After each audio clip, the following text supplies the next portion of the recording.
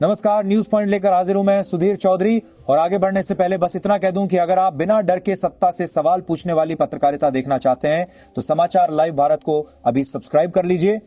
दोस्तों, देश को एक बार फिर उसी दिशा में धकेलने की कोशिश हो रही है जहां राजनीति का सबसे आसान रास्ता चुना जाता है, यानी सांप्रदायिक और धार्मिक विभाजन, हिंदू मुसलमान, मंदिर मस्जिद। और यही भरोसे भारतीय जनता पार्टी की राजनीति आगे बढ़ती रही है।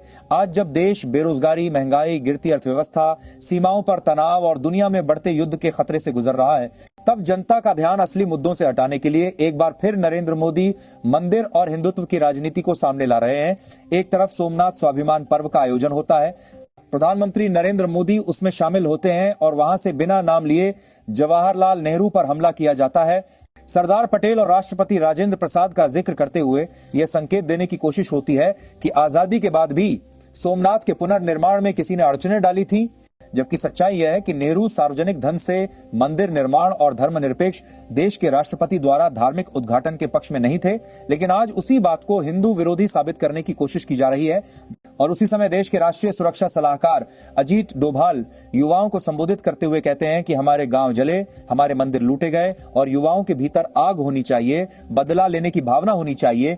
सवाल यह है कि जब देश की आंतरिक और बाहरी सुरक्षा की जिम्मेदारी संभालने वाला व्यक्ति प्रतिशोध की भाषा बोलता है तो उसका असर समाज पर क्या पड़ता है? यह आग किस दिशा में जाएगी? क्या यह आग शिक्षा, विज्ञान और रोजगार की तरफ जाएगी या फिर किसी समुदाय के खिलाफ हिंसा की तरफ? और इसी बीच महाराष्ट्र में असदुद्दीन ओवैसी हिजाब पहनने वाली महिला के प्रधानमंत्री बनने की बात करते हैं। जवाब में कोई कहता है कि प्रधानमंत्री साड़ी पहनने वाली ही होगी, कोई कहता है प्रधानमंत्री हमेशा हिंदू रहेगा, यानी संविधान की जगह पहचान और कपड़ों की राजनीति शुरू हो जाती है। जबकि हमारा संविधान साफ कहता है कि प्रधानमंत्री वही बनेगा जिसे बहुमत चुनेगा, धर्म या पहनावे के आधार पर नहीं। लेकिन इन तमाम बयानों में एक बात समान है कि कोई भी बेरोजगारी की बात नहीं कर रहा, कोई भी महिला सुरक्षा की बात नहीं कर रहा, कोई भी सीमाओं पर चीन की गतिविधियों या विदेश नीति की नाकामी की बात नहीं कर रहा, कोई ये नहीं पूछ रहा कि अमेरिका का राष्ट्रपति बार बार भारत और प्रधानमंत्री का अपमान क्यों कर रहा है, कोई ये नहीं पूछ रहा कि ईरान, इजराइल और अमेरिका के बीच बढ़ते तनाव का असर भारत की अर्थव्यवस्था पर क्या पड़ेगा। क्योंकि इन सवालों से बचने के लिए भावनात्मक मुद्दों की आंधी चलाई जा रही है। इसी बीच कांग्रेस मनरेगा के समर्थन में देश भर में आंदोलन कर रही है, रैलियां और उपवास हो रहे हैं, लेकिन पुलिस के जरिए इन्हें रोका जा रहा है।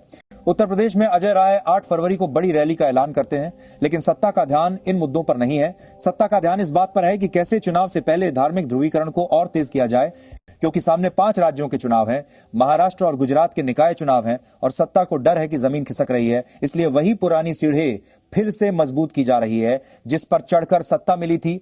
सोमनाथ इसलिए याद आता है क्योंकि इतिहास में उसी जगह से राजनीति को धार मिली थी। सवाल यह है कि क्या अब फिर से वही प्रयोग दोहराया जाएगा? इसी कड़ी में मोहन भागवत, अजीत डोभाल और नरेंद्र मोदी के बयानों को एक साथ रखकर देखें तो साफ दिखता है कि इतिहास, धर्म और प्रतिशोध को मिलाकर एक नई राजनीतिक जमीन तैयार की जा रही है।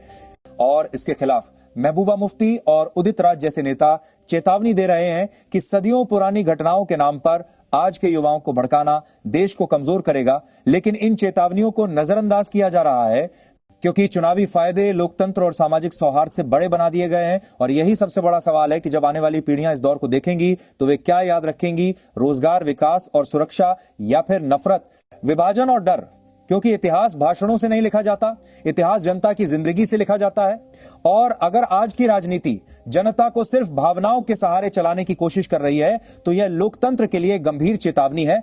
मोम की एक इसलिए जरूरी है कि इन सवालों को जिंदा रखा जाए, क्योंकि जब सवाल मर जाते हैं तब लोकतंत्र भी चुपचाप दम तोड़ देता है।